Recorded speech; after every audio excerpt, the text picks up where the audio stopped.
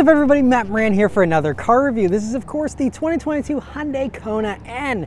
Huge thanks to Hyundai for providing me here with the opportunity to review the Kona N both on the street, on the track, and also on the autocross course. And so about the Kona N, well, it's just so awesome that they're bringing the N thing over to the Kona here and putting it in the more practical small SUV setup. And so as far as the front here, some of it is the new refreshed 2022 Kona styling with the new DRLs and headlights down there. But then of course you have the unique touches here for the N model with the badging, and then the little extra front lip there you have going on. And you also have some exclusive colors here, including a sonic blue color. And I think it looks really nice up front here. It'd be cool if those three little slits were functional here on the N or something, but otherwise I think it looks really cool up front. And on the sides here you have some cool 19-inch wheels that nicely hide these red N brake calipers behind it and the larger brakes here of the Kona N. And also on the side here, I like having the painted fenders. They're not trying to go for a rugged thing here with the Kona N. It still is set up to be a sporty, front wheel drive, kind of lifted hot hatch in many ways, with the extra practicality of not only, the extra ground clearance, but also you have a roof rack still so you can mount bikes, things like that. And of course the extra practicality of the hatch. And going out back, that is also nicely spruced up here for the Kona N as well. You have the double wing there in the back. It looks really cool with the little hazard brake light there at the top. And you also have the large exhaust tips there in the lower part of the rear bumper, along with the rear diffuser. And of course you have a nice N badge there on the back as well. And so I think from every angle, this nicely sets it apart from a regular Kona or even a Kona N line, which is now available. I think this is, a lot more aggressive looking and just a very cool package overall. Right, for the interior of the Kona N, well, most of it is, the same as any other Kona, but there are a few cool unique touches here for the N version, of course, to make it more sporty. So first off, you have these unique N sports seats, and so these seats are really nice and comfortable. They're definitely a lot softer and a little less aggressive than the seats you find in like the Elantra N, for example, or even the Veloster N these days. But they're really great seats. They have heating. They have the Alcantara here to them, but you do have a little bit of perforation in the back of them to help them breathe a little bit. And they're power seats as well, and nice seats. The steering wheel is also unique here, and it's the same wheel you get in the Elantra N and Veloster N, where you have nice beefy 10 and 2 notches, great 9 and 3 grip. And then you have your paddle shifters here on the back of the wheel, and these N buttons, as well as an NGS button, which is for the N Grin Shift mode, which is an overboost function, which gives you 10 extra horsepower for 20 extra seconds. And we'll try that out on the road. But great to have those buttons so that your custom drive modes or the N mode is just one button press away. And I just love that they have that, and just a really great steering wheel to use. The gauges are also really nice here, so they are unique. You have the digital gauges you can find in other Konas, but here in this you have the unique N graphics there whenever you're in the N mode, and so that'll give you a tack front and center, as well as all the other little auxiliary gauges that you could ever want. You can customize a bunch of that stuff. Having the G meter, all that is really cool. And then over in the center here, you now have the 10.25-inch touchscreen display here in these higher Konas in general, and so the N gets it, thankfully, and you have all the different menus there for the N version, and so you can customize those drive modes, but you also can get even more information there. It'll chart out your turbo boost, it'll chart out your torque. I mean, anything you want to look at, you can find there in that screen. It's really impressive just how many things you have to play around with. You'll also see all the other different drive modes, launch control, all those types of things you can dial in there, and so great to have all of that. Otherwise, though, the Kona N's only come in one trim level here, so there isn't any kind of customization as far as option packages. So they do all get the Harman Kardon stereo, which is nice, and you don't have any kind of moonroof here in the Kona either for the N version, so that's one important thing to note.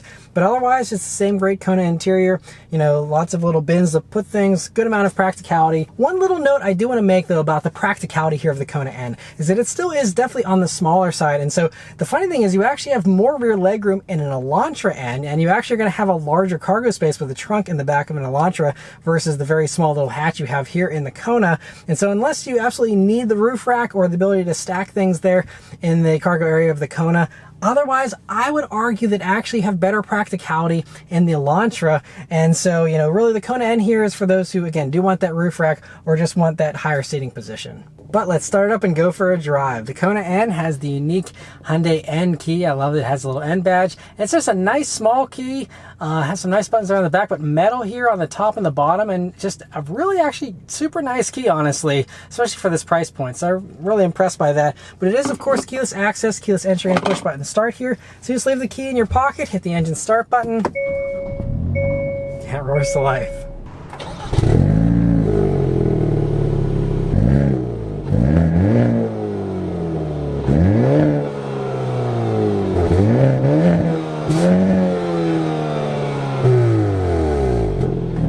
Alright, so I have it in N mode here. And let's turn down onto this straight road and see how the Kona N does.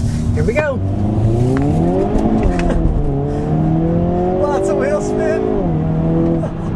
And it pulls really nicely. These things are just so much fun. So the Kona here, in the N version, runs the 2-liter turbocharged 4-cylinder that you get in the Elantra N. Same thing where you have a slightly bigger turbo than the Veloster N. So you have 276 horsepower, 289 pound-feet of torque. And if you do the NGS button, that gives you an extra 10 horsepower for 20 seconds with an overboost function. And so that's a cool little touch we'll try out here in a minute. But otherwise, obviously, you know, the first things I'm noticing here about the Kona N are that you're sitting up, you know, a little bit higher, although they didn't lower this over a regular Kona. So you still have the same amount of ground clearance as a regular Kona, and so, you know, it still can be usable as an SUV, even though it is only front-wheel drive still and stuff. One thing you do also get with this is you get the same adaptive dampers that you get in the other Ns, and so that means you can have it as bouncy and stiff or as smooth as you'd like. And yeah, the N mode is definitely stiffer, but Hyundai says that they listen to their fans, and their fans really love that N mode and the stiffness of the suspension in that mode. So that's why they're not changing it. They're going to continue to keep it stiff and bouncy like that, because that's what people like, actually. It's certainly, you know, over these little bumps here, it does, you know, bounce a little bit, but of course you can go into the custom setting. You can have all the other N stuff on if you want, and have the softer suspension if you'd like. But while we're sitting behind some traffic here, I popped it into the normal mode here, and the adaptive dampers get, you know, nice and soft. And now going over bumps, and I'll even hit a few of these little potholes. I mean, it still was a little bit firmer than a normal floaty SUV, but totally daily drivable. I mean, even the N mode is daily drivable if you don't mind the bouncy ride. But it's really great to have that adjustability. So if you want to have the nice smooth ride and the quiet exhaust, all that kind of stuff, you can have that just with the flip of a switch. And then, you know, the second that you want to have all the aggression, you can literally just hit the N button there and have all the craziest you want, or you can have it in that custom mode by hitting it a second time. Oh, but it does sound so good. Now, one important thing to note here is that you don't have the more advanced sound generator that you get with the Elantra N. So that can do all kinds of fancy things with piping in extra engine noise. That's really cool. This, it does have, it can pipe in some sound, you know, into the cabin here, but it's not going to be as advanced as what you get with the Elantra. A couple of things that aren't the same as the Elantra N. So even though these are kind of launching at the exact same time, the Kona is based on the previous generation platform. So that's the same platform the Veloster N is on. The Elantra N being on the newer platform allows for several different changes. So, you know, they all have, even the Kona N here, though, has additional body stiffness over a regular Kona and things like that, with additional lug points, all that. But, for example, you don't get the integrated drive axle here in this like you do in the Elantra N. And so you're also going to be limited on tire size because of that. So you're only running 235 wide Pirellis here, just like you do on a Veloster, instead of the 245 Michelin Pilot Sport 4S's on the Elantra N. And so that was, again, a limitation, they say, because of the new platform, you know, that allowed them to go to wider tires. You can't do that here in the Kona. And so there's a few other little minor things like that where this is going, even though this has the same engine as the Elantra N, from, you know, in a function standpoint, there's some things that are more similar to the Veloster N. So kind of an interesting differentiation here with the Kona. But it still is an absolute blast. It's just that, you know, you have even more wheel spin. It's even more wanting to, you know, pull around with torque steer and things like that because of those skinnier tires and a little bit less grip than you have with the Elantra N, which just feels a little more poised all around than this does. But both are fun. I mean, because the Elantra N is still hilarious fun and still kind of all over the place and exciting and engaging. And this has that as well. It's just, again, a little bit of a different vibe, and it's kind of interesting, especially driving them back to back on the track, the differences between the two. And I'll be talking more about how the Kona N drives on track here in a minute. But it's just worth noting that as a result, you know, this is going to definitely feel a little less sporty than the Elantra N because you're sitting up higher, so you don't have as low a center of gravity as you do in the Elantra. So handling's not going to be quite as good. The skinnier tires, you know, don't give you quite as good handling. But that doesn't mean that you have, you know, any less fun, because you still have like the corner carving LSD and lip slip differential, and so that will really still claw you out of the corners and still be an absolute blast. Also, let's try out the manual shifting here. So it runs the 8-speed wet dual clutch transmission, and so that allows you to have really snappy downshifts.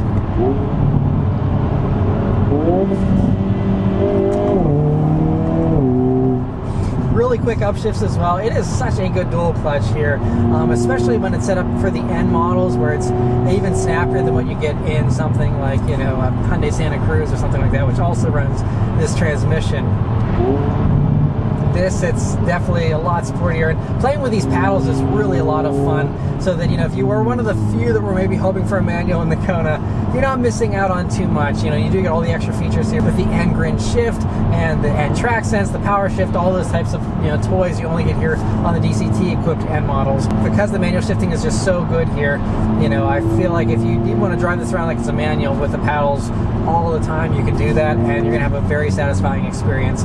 It's never gonna feel slow or that you've caught it off guard. It's very responsive, and so that's great. Man, the way this thing's blasts into gear, it's so much fun. We do have a few corners here. There's not a ton of corners to test this vehicle out on, but I will again have more of a chance on the track to test it out. But here on some corners though, oh, it's so good still. I mean, it's way better than any SUV has a right to feel going around these corners. And it's also nice and light too. These only weigh about 3350 for the curb weight. So I mean, you're basically, you know, maybe sitting at about 100 or so pounds extra over a Veloster compared to the Elantra N with its DCT. This is only 50 pounds heavier or so. And so I mean, pretty mild amount of extra weight, you know. And so but it's just, I love how that limited slip diff, really, you can feel it like clawing its way out of corners. And I don't just mean that as a figure of speech. Like, you actually feel it like clawing, and it's really, really sweet. Tons and tons of power, and good solid brakes to you. These 14.2-inch brake calipers. We're going to try out a launch though. Here, so we can do some launch control. There we go.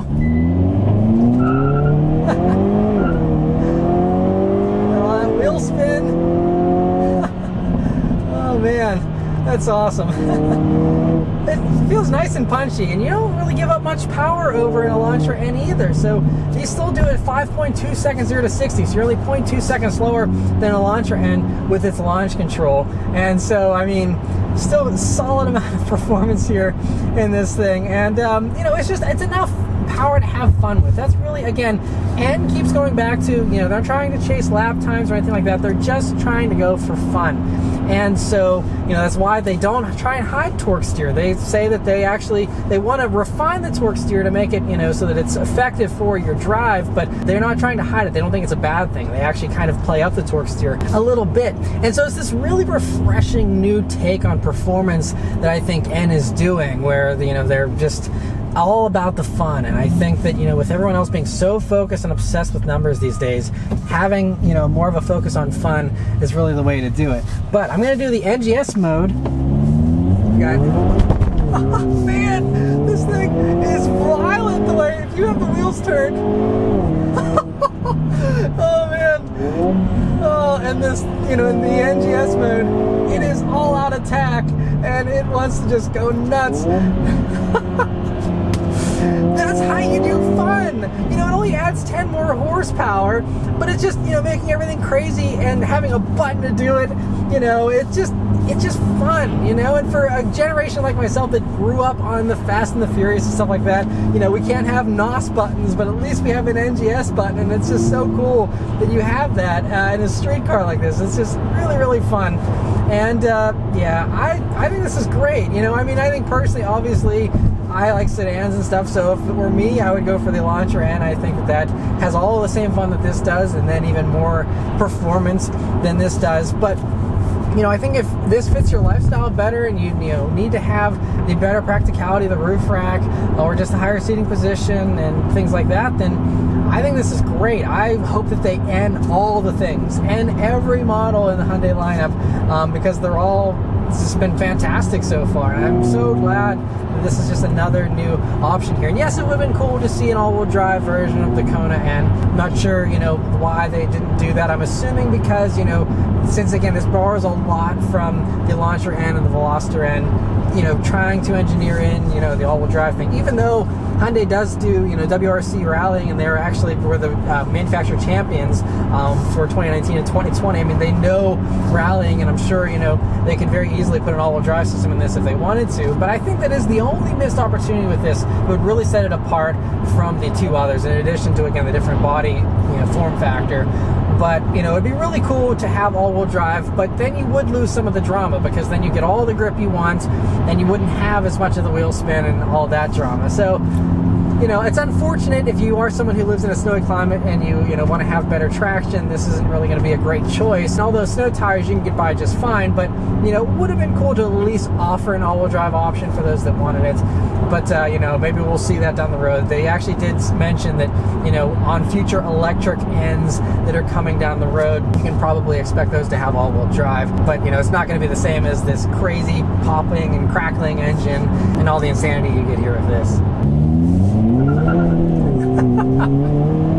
I love just how willing this thing is to spin the tires. So from every red light, you can stomp on it and go. But the great thing is, it's not so much power that you're doing 1,000,000 miles an hour after, 3 seconds. So you can actually floor this thing from a red light and, get up to your speed limit and then slow down. But, you can actually stay in it for more than, a half a second. I love this stuff. It's affordable, it's just fun, and, you have all the fun you need, all the performance you need for the street. But then whenever you do want to go take them onto the track, it's very capable there too. So it's really the best of all the worlds. I just love N for doing what they do, and this is just a great bonus product in my opinion to have the Kona N here. It's still just so cool because there's basically no competition in this segment. Like, no one does anything like this, and so it's just so cool to have this much power in something that's actually set up to be sporty. Because, I guess you could say that a Mazda CX-30 Turbo competes with this on a power standpoint, because that is doing actually more power than this does.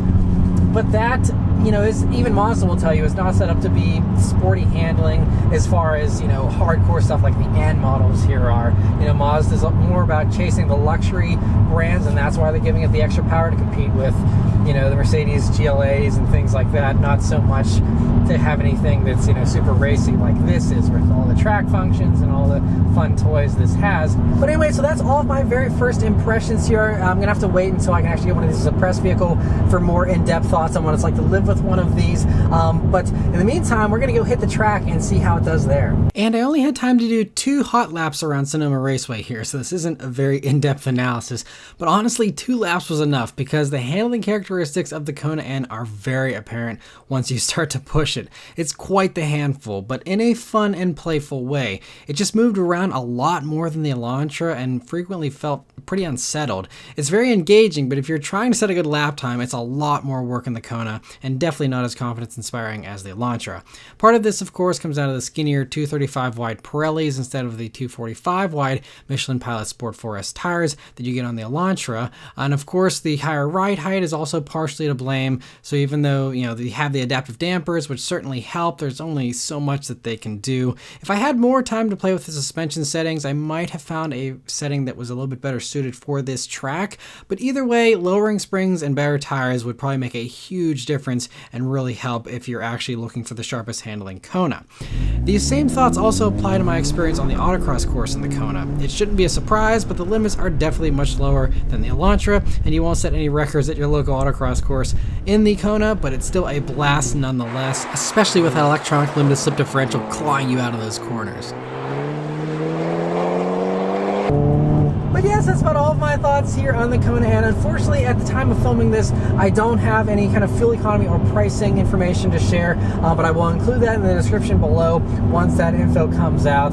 But these will be available here towards the end of 2021 here, so should be coming very, very quickly. Yeah, definitely something worth checking out if you're interested in this package. It's absolutely fantastic, so much fun, just like you're probably expecting out of, you know, this vehicle. It definitely doesn't let you down. Even though it's not as sharp as the Elantra N on track, it still is an absolute blast, and especially, you know, for daily driving, you get all of that same great fun from the other N models with the extra practicality, like I said before. It's just great and definitely worth checking out. So anyway, that's all of my thoughts. Let me know your thoughts on the Kona N in the comments below. Huge thanks to Hyundai once again for providing me here with this opportunity to review the Kona N. Yeah, thank you guys very much for watching, and I'll see you on the next one. Take care.